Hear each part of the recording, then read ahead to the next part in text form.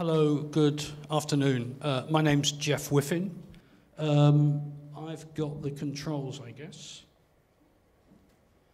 Okay, so you know, Unicef's humanitarian sort of mandate is always to reach the most vulnerable children. We're generally in countries before an emergency strikes. We have a presence in 109. We've got 190 offices around the world, and we're also there during the crisis. So you know, you look at the situation in Syria right now. You know, I mean, the war has been going on for the last six and a bit years, 6.5 years, and our team has been on the ground in Damascus and in Aleppo, in Homs, throughout that period.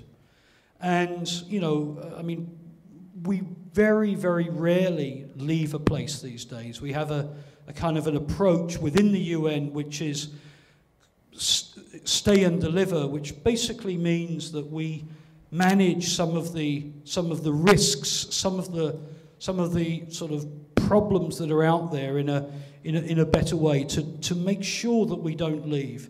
Because if we leave a place, it's so difficult to go back. And of course, we're there after. So once we've done with the humanitarian response, we then want to get the recovery and the development program kind of moving. And I mean, our main goal, our mandate, of course, is the protection of children's rights.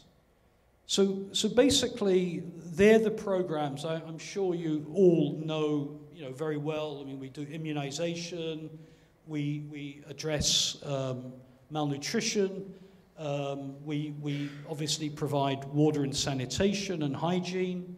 We try to make sure that children go to school, and obviously we try to provide a protective environment. Last year, UNICEF responded to 344 humanitarian situations throughout the world. And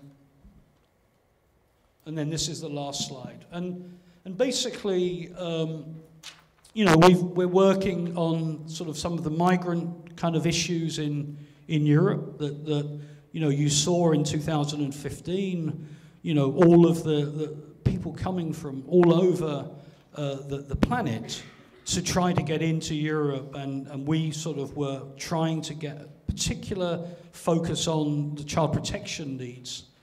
We're also working, obviously, in Iraq. I mean, our offices were able to go into Mosul 3 hours after Mosul was reclaimed by the Iraqi army, and provide a rapid response mechanism of basic supplies, for families to be able to, you know, who'd been displaced or who remained in Mosul, who were able to provide, you know, them with assistance. And I mean, it's pretty amazing stuff. I mean, it's quite dangerous stuff as well. But I mean, again, we really manage the security side of it.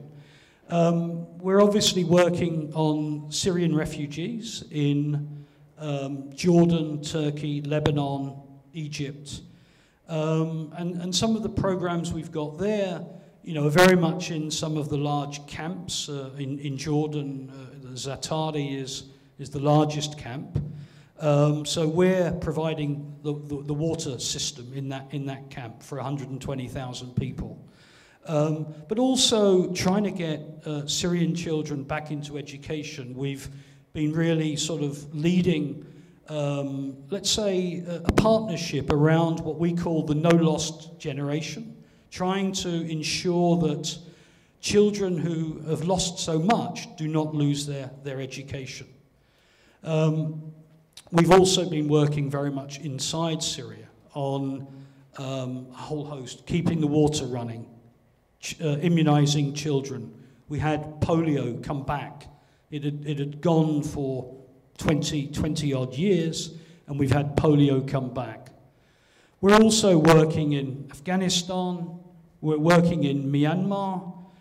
course, at the moment, I mean, we're very, very concerned about the situation in Myanmar, very, very concerned about scaling up the response in Bangladesh, where nearly 600,000 refugees have crossed the border since the 25th of August.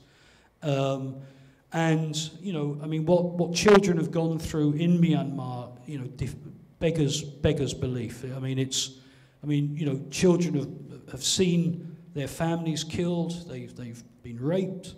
I mean, they've gone through so much trauma. They've been killed, they've been thrown on fires, they've watched their houses, their villages burnt to the ground, and they've been thrown out of their country. And so, you know, a little bit, we have to then, when they get into Bangladesh in some degree of safety, we've had to really step up programs in responding to those needs. And it's not just their sort of survival requirements, you know, immunization, food, nutrition, water.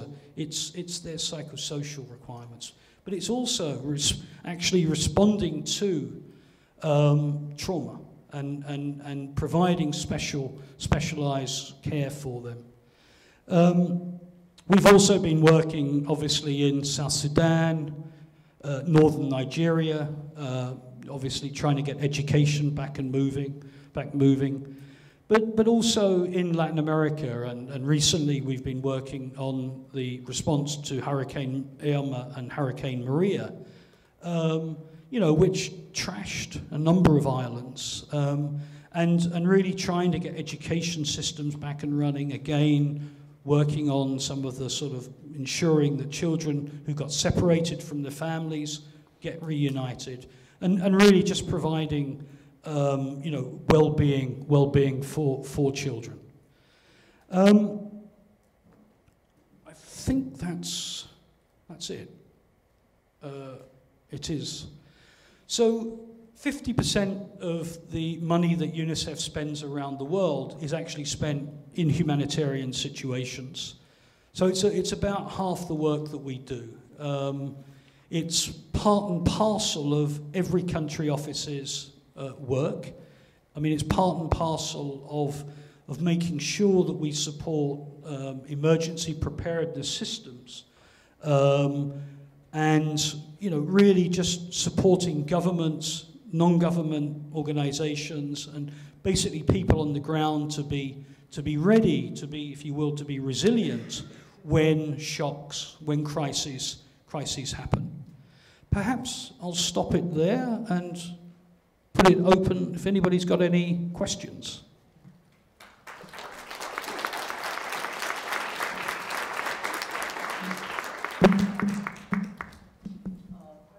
We could just take a few and then I'll sort of try my best to answer them. Don't make them too difficult. I heard the last ones. Hi, my name is Michelle. Thank you so much for that. That's wonderful. So, touching upon your story about Ebola and people touching of the bodies, I'm curious how often people who are benefiting from UNICEF programs are included in the development and implementation of those programs, primarily depending or relating to cultural competence and cultural humility.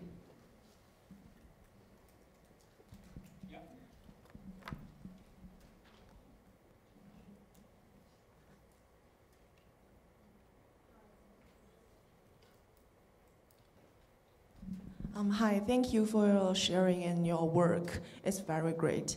And I was wondering, you have mentioned some very successful tasks. Would you please share some tasks which is not to be done, and what's the obstacles and what's the challenge during that situation? And also, I think you must been stuck in some dangerous situation. How did you overcome it? Thank you.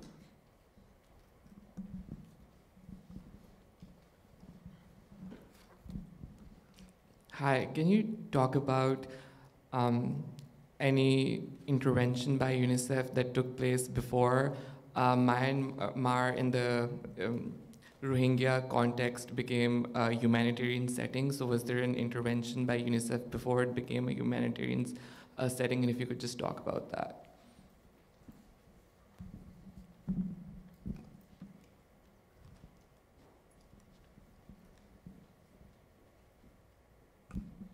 Hi, thank you for your presentation. My question revolves mainly around the prep on impending crises, such as, for example, Kenya has an election coming up next week, which is expected to become as violent as the one that happened 10 years ago.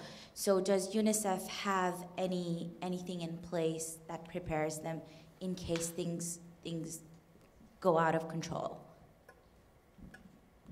Should I just kick off those first four questions? Is that okay? And then we can take some more if there are any. So, I mean, involving communities and involving beneficiaries is a key part of our work. To be frank, and this is not just for UNICEF, I mean, this is really the collective humanitarians, we actually don't do it all that well. And so during the last humanitarian summit in Istanbul in 2014 or 14, this was one of the key things that, I mean, there was a so-called grand bargain was made where, you know, we have to do a better job at sort of involving sort of beneficiaries in designing a little bit what works for them. I mean, you know, and it's so obvious, but it's in a way easier said than done. But again, just coming back to, I think, the Ebola experience, we used a lot of, you know, anthropologists, we used people who sort of a little bit understood what was driving, what was keeping communities sort of resilient, what their natural responses were, if you will. And a little bit we tried to sort of tap into that. So a little bit again identifying who are the leaders. And it's not always the elected leaders, it's the, if you will, the moral leaders and who are the change makers. And of course, very often change makers are youth, you know, sort of 15 to 25, women. So a little bit, how do we link up with them, and how do we get from them a little bit, you know, how do we, you know, get them sort of mobilized? What do they need from us to be able to do that? Obstacles, I mean, there are many obstacles. So I mean, we're, you know, to some of the work that we do, and some of those obstacles are, you know, very often getting resources for the situation, getting access to the situation because there's an ongoing conflict. Very often one side or another will prevent us from going, will not want us to see what's actually happening in those areas. At the moment in northern Rakhine, the UN does not have access to what's going on there. So again, what we do is we seek to, you know, negotiate, provide advocacy, both sort of, you know, both quiet behind the scenes, but also go public. I mean, basically talk about, you know, sort of, you know, the Security Council, you know, amongst sort of influences of a government or a group, to try to sort of a little bit put the moral and the humanitarian imperative of allowing the humanitarians to go in.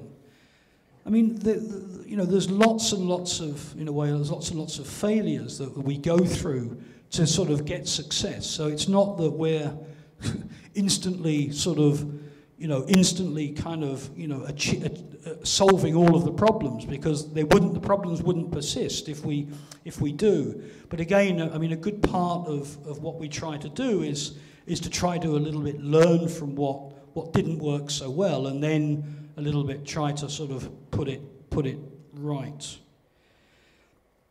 I mean, in Myanmar, we've had a program, you know, for you know 40 years. So we've been working, for example, on, you know, really sort of doing stuff on HIV and AIDS. I mean, a few years back, HIV and AIDS was really stigmatized there, and so we've been trying to do stuff. In terms of kind of trying to prepare, let's say, ourselves, we've been training health workers up in northern Rakhine. Those health workers are now in Bangladesh. We're in contact with them and basically trying to get them mobilized around the community. So we've had a sort of, a health, education, nutrition, water and sanitation program, and we have one running in Myanmar now. But as I say, we don't have access to northern Rakhine right now. So what we do on preparedness is we try to make sure we've got some supplies in country, or that we've got access to supplies out of our supply division in Copenhagen quickly. We try to identify which staff will take the lead on an emergency situation, and also what staff we need to bring in, so-called surge. We try to identify which partners we're going to work with and sign agreements with them so that, should it happen, they're ready to go right away, and try to get money. Now, in the emergency division here in headquarters, we have $75 million that's available when an emergency happens, so that, not having money is not a reason to respond. I mean, our expectation is that if something happens, that Unicef will respond and will be one of the leaders in responding. Anybody else? Sorry, I have to stop. You have to stop. Okay, thanks so much. Same questions, wait. So just very quick, one sentence, give the tips for our students, why they should join, and if they want to join, what they should do right now. Everybody said because we're the best. I think what's important is a little bit, commitment. I think, and just linking up with people. We've got a sort of a great team spirit within Unicef. It's sort of like, once you're a Unicefer, you're kind of a member of a cult, like the Moonies almost, and in a positive way. And so a little bit. I think what's great working for Unicef is really the colleagues, the team. We're coming from all walks of life. We're coming from all corners of the planet. We're coming with all different perspectives, and somehow, it's how we then bring it all together in a kind of a coherent and sometimes a not so coherent sort of way. But it's really, and the other thing is that everyone in UNICEF's got such a strong opinion about sort of everything, and so you've got this, there's a lot of discussion, it's a great place for a bit of an argument or a bit of a chat about what's wrong with this, what's right with that. So it's the people, I think, and again it's meeting. It's not just all of yourselves; it's all of our national staff out in the field who bring so much to the table. Thanks so much.